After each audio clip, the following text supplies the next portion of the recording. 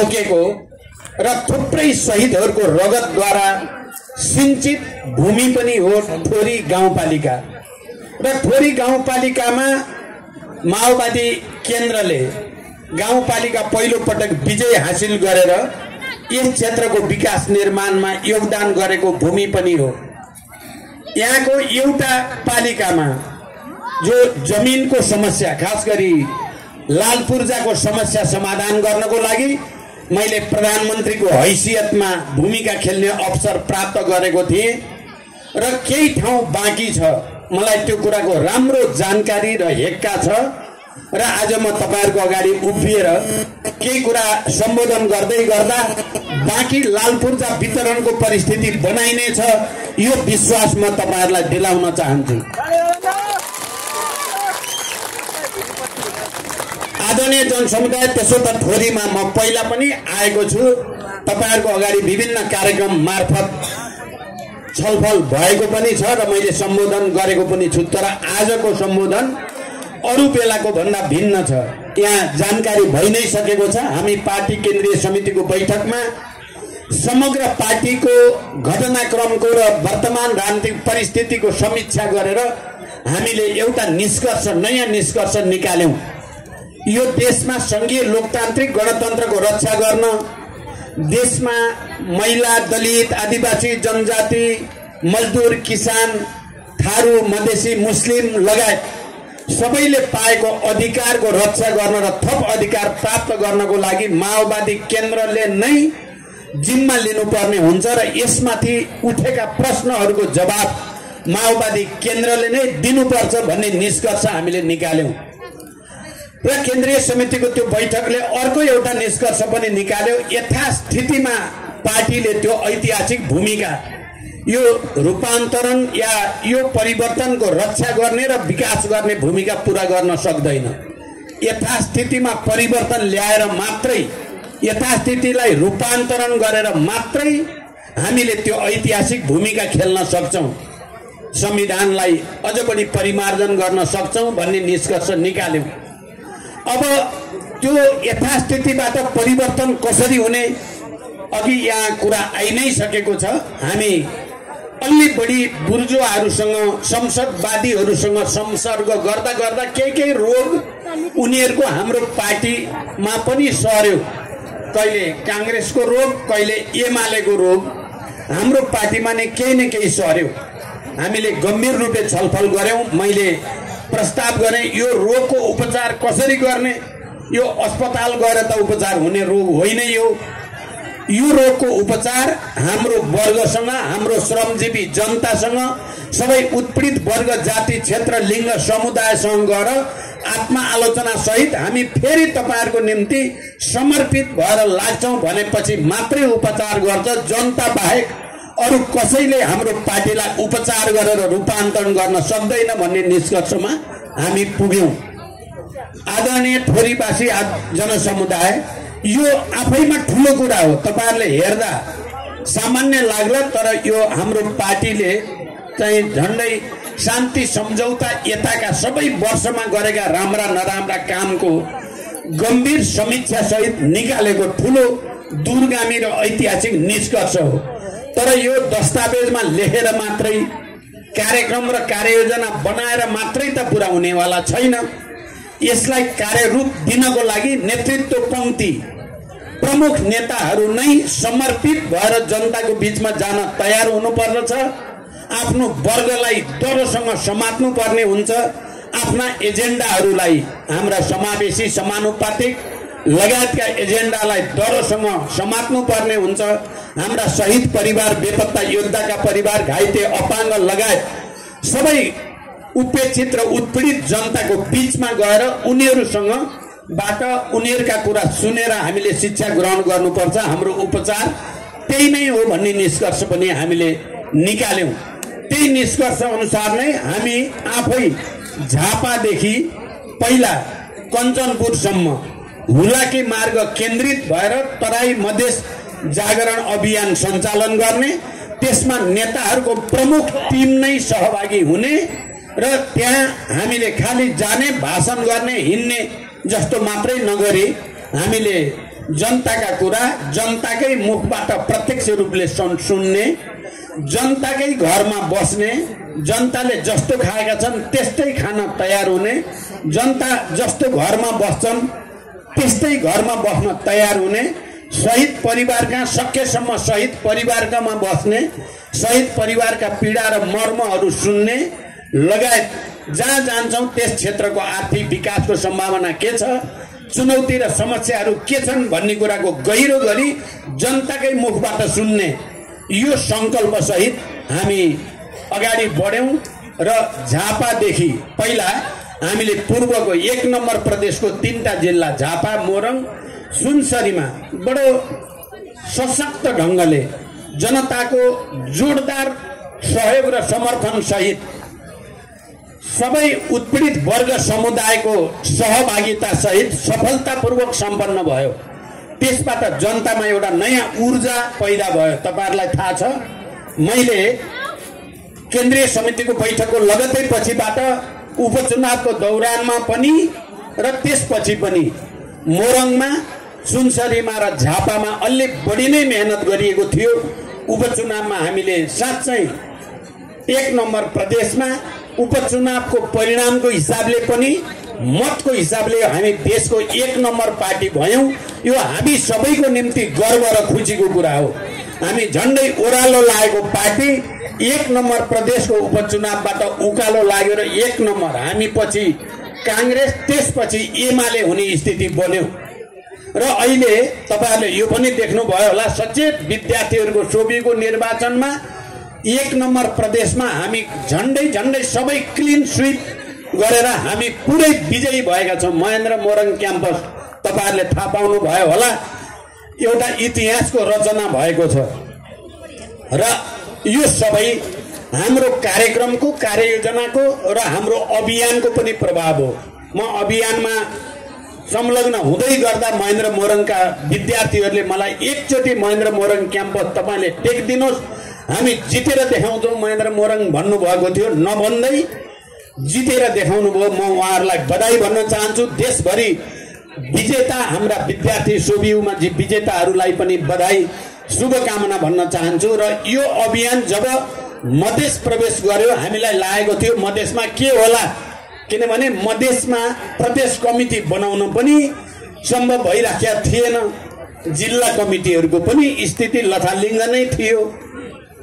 कस्तो प्रतिक्रिया होला, कस्तो भएर जाला भन्ने प्रश्नहरू थियो। तर जब हामी मधेस प्रवेश गर्यौं, सबभन्दा पहिला सप्तरी, सिराहा हुँदै धनुषा, महोत्तरी, सर्लाही हुँदै हामी अगाडि बढ्दै गयौं रौतहटसम्म। निकै ठुलो उभार देखा पर्यो, झन् ठुलो उभार मधेसमा देखा पर्यो। र यहाँसम्म आउँदा अहिले यस ठोरी गाउँपालिकामा तपाईहरुले धेरै परबाट बाजा गाजा सहित सबै वृद्धा, सबै युवा युवती, बाल बच्चा सबै नै नाच गान सहित जो जोरदार स्वागत गर्नुभयो।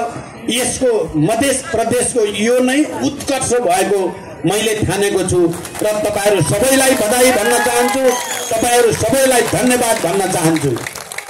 र म मधेस प्रदेशका इन्चार्ज लगायत सह इन्चार्जहरू र हाम्रो केन्द्रीय समितिका सबै कमिटीहरू अनि विभिन्न स्तरमा काम गर्ने अन्य सदस्यहरू र विभिन्न जनवर्गीय संगठन, जनसंगठनका सबै नेता कार्यकर्ता साथीहरू र सम्पूर्ण जनतालाई पनि हार्दिक धन्यवाद ज्ञापन गर्न चाहन्छु। अब ठोरी गाउँपालिकाको यो सभापछि मधेसको सम्पूर्ण कार्यक्रम सफलतापूर्वक, उत्साहको साथ, उमङ्गको साथ, धेरै ठुलो उपलब्धिको साथ सकिँदैछ। यस अर्थमा म सिङ्गो मधेसका जनतालाई पनि, पार्टी र जनसंगठनका सबै नेता कार्यकर्ताहरूलाई पनि हार्दिक बधाई भन्न चाहन्छु। अब एउटा जमिन तयार भएको छ, बाँझो फोरिएको छ। अब यसलाई मसिन्याउने काम पार्टीका साथीहरूको छ। यहाँ अब कमिटीहरू बनाउने, संगठन बनाउने, किनकि माहौल धेरै राम्रो भएको छ। आज मात्रै यही पर्सा जिल्लाको वीरगञ्जमा हामीले एउटा संवाद कार्यक्रम गर्यौं। सम्भवतः यस बीचमा भएका तमाम संवाद कार्यक्रमहरू मध्ये सबभन्दा उच्च स्तरको संवाद त्यहाँ सबै विद्यार्थीहरू, शिक्षकहरू, कर्मचारीहरू, व्यवसायीहरू उद्योगपतिहरू सबैसँग एउटा सार्थक अन्तर्संवाद भयो र मलाई लाग्छ त्यो अन्तर्संवाद र त्यो अन्तर्क्रिया खाली वीरगञ्जको मात्रै भएन, त्यो पर्सा जिल्लाभरिको लागि पनि एउटा संवाद भयो र त्यो खाली पर्साको लागि मात्रै होइन, मलाई लाग्छ धेरै हदसम्म देशभरिका जनताको लागि पनि एउटा राम्रो संवाद अन्तर्क्रिया हुन पुग्यो।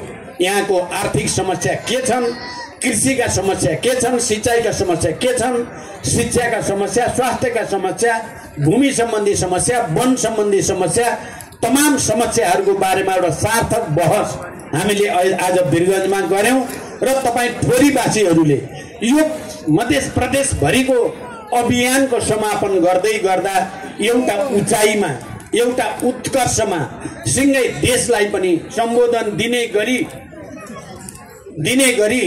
चाहिँ तपाईहरुले सहभागिता देखाउनु भयो। हामी धेरै परदेखि, खास गरी त्यहाँ शहीद पार्क जसको शहीदहरूको त्यो मैले नै पहिला सायद 74 मा या 73 कहिले हो मैले नै उद्घाटन गर्ने अवसर प्राप्त गरेको थिएँ र त्यो आज त्यसमा फेरि माल्यार्पण गर्ने र त्यहाँदेखि यो कार्यक्रमसम्म आउँदा जनताको जो अपूर्व उत्साह, हामी पार्टी प्रति निष्ठा, नेतृत्व प्रति विश्वास जागेको मैले देखेँ, त्यो अभूतपूर्व लागेको छ।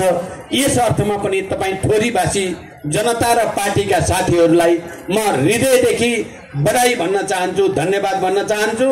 र यो कार्यक्रमको एउटा विशेषता के भयो भन्दा यो कार्यक्रमको झन्डै धेरै ठुलो हिस्सा सुरुदेखि हाम्रो नेपाल समाजवादी पार्टीका अध्यक्ष महेन्द्र राय यादव पनि यसमा सहभागी हुनुभयो।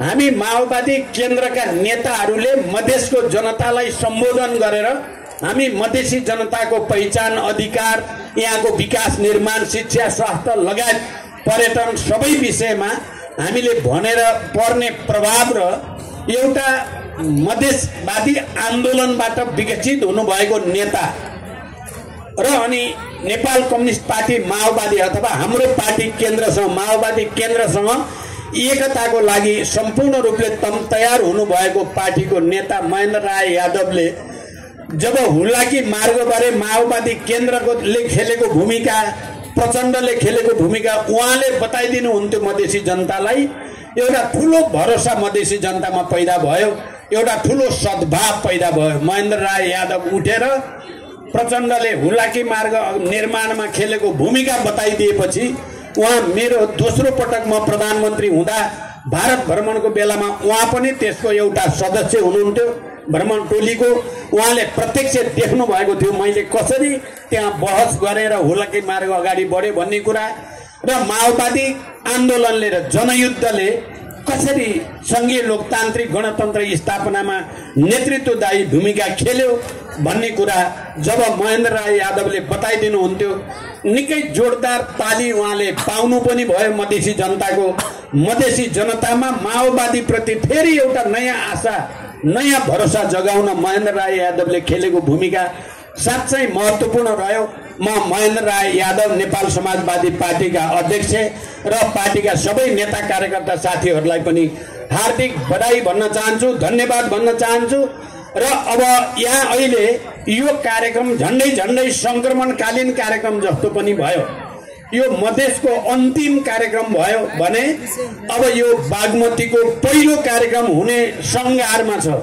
यहाँ अहिले बागमती प्रदेश, मुख्यतः चितवन जिल्लाका भरतपुर महानगरपालिकाका मेयर, माडी नगरपालिकाका जनप्रतिनिधिहरू, पार्टीका नेता कार्यकर्ताहरू सबै पनि हामीलाई स्वागत गर्नको लागि यही कार्यक्रममा आइ नै सक्नु भएको छ। र त्यसकारण यो कार्यक्रम एउटा चाहिँ संहारको कार्यक्रम, भित्र पस्ने र बाहिर निक्लिने को एउटा दोसाँधको कार्यक्रम बन्न गएको छ। हामीलाई स्वागत गर्न यो कार्यक्रम स्थलसम्म आउनु भएका हाम्रो पार्टीका बागमती प्रदेशका इन्चार्ज कमरेड हितमान साक्यदेखि सबै चाहिँ केन्द्रीय समितिका सहयोगता कमरेडहरू, महानगरपालिका र नगरपालिकाका सबै जनप्रतिनिधि र पार्टीका साथीहरूलाई पनि म विशेष धन्यवाद भन्न चाहन्छु। उहाँहरू यहाँसम्म आएर हामीलाई फेरि अब जङ्गलको बाटो छ, अप्ठ्यारो बाटो छ, उहाँहरूलाई पनि थाहा छ, मलाई पनि थाहा छ, हामी सबै चाहिँ फेरि यो कार्यक्रमलाई एउटा सफल र अर्थपूर्ण कार्यक्रम बनाउनको लागि तपाईहरुले दर्शाउनु भएको स्पिरिटको पनि म कदर गर्न चाहन्छु, धन्यवाद भन्न चाहन्छु। र अन्त्यमा म अब ठोरी गाउँपालिकाको निम्ति विगतमा गर्न खोजिएका कुराहरू तपाईलाई थाहा छँदैछ।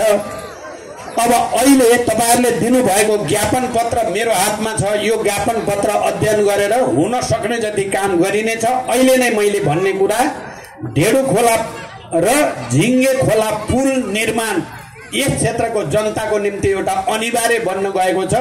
त्यो पुल निर्माणको निम्ति पार्टीको तर्फबाट मेरो तर्फबाट तपाईहरुलाई सहयोग रहने विश्वास म दिलाउन चाहन्छु। अर्को अधुरो रहेको हुलाकी सडक, मैले अघि नै भने हुलाकी सडक निर्माण गर्नेमा हाम्रो पार्टीको र म दोस्रो पटक प्रधानमन्त्री हुँदा खेलेको भूमिकाको महत्त्वपूर्ण स्थान छ। र अब यो बाँकी अधुरो हुलाकी सडक निर्माण गर्नको लागि पनि अब त्यसको निम्ति पनि किनभने हाम्रो पार्टीसँग यो जोडिन गएको छ, मसँग त अझ विशेष रूपले जोडिएको छ। त्यसकारण हुलाकी सडक निर्माणको अधुरो काम पूरा गर्न पनि हामी सदनमा पनि जबरजस्त आवाज उठाउनेछौँ, सरकारलाई दबाब दिनेछौँ र आफ्नो तर्फबाट पुरै शक्ति लगाएर पहल गरिनेछ। यो विश्वास पनि तपाईहरुलाई दिलाउन चाहन्छु। तेस्रो, यस क्षेत्रको खानेपानीको समस्या दिगो रूपमा समाधान गर्न अस्थायी त समाधान भएको छ, तर स्थायी रूपले र दिगो रूपले समाधान गर्नको लागि खानेपानी मन्त्रालयसँग र खानेपानीसँग सम्बन्धित निकायसँग कुरा गरिने विश्वास व्यक्त गर्न चाहन्छु।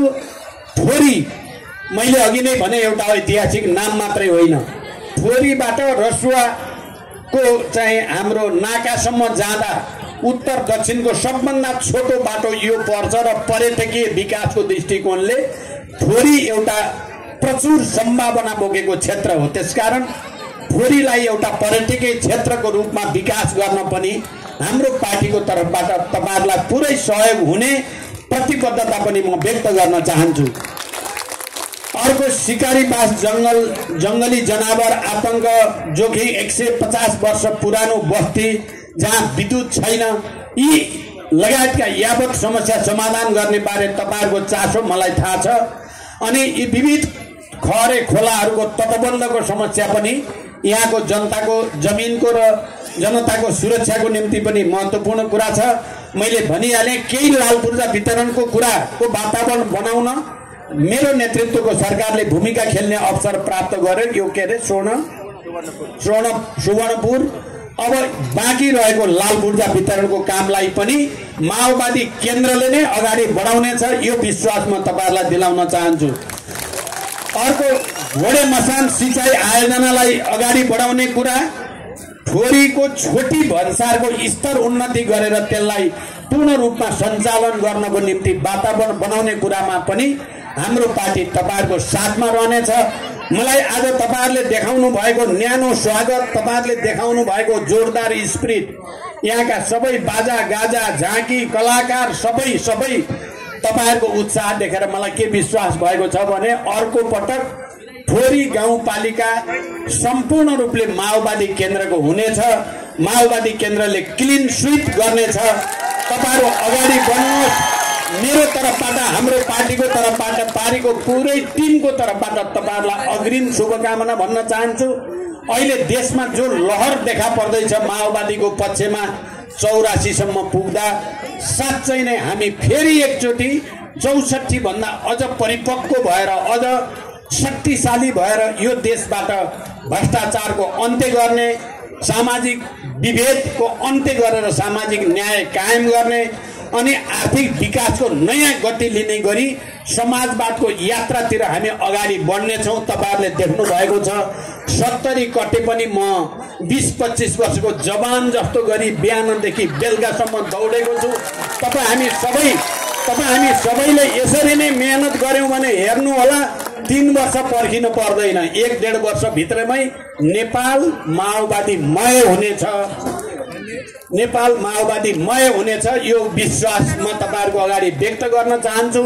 शिक्षकहरुको बारेमा मैले नै शिक्षक ऐन के विधेयक धेरै मेहनत गरेर सदनमा पुर्याइएको छ। संशोधन सहित त्यसलाई पारित गर्ने प्रक्रियामा हामी छौं। अहिले शिक्षकहरू आन्दोलित भइरहेको स्थिति छ। हामीले त्यो आन्दोलनप्रति पनि एकबद्धता जनाएका छौं। म त्यति बेला ठुलो शिक्षक आन्दोलन हुँदा विदेशमा थिएँ र मैले यहाँ कार्यवाहक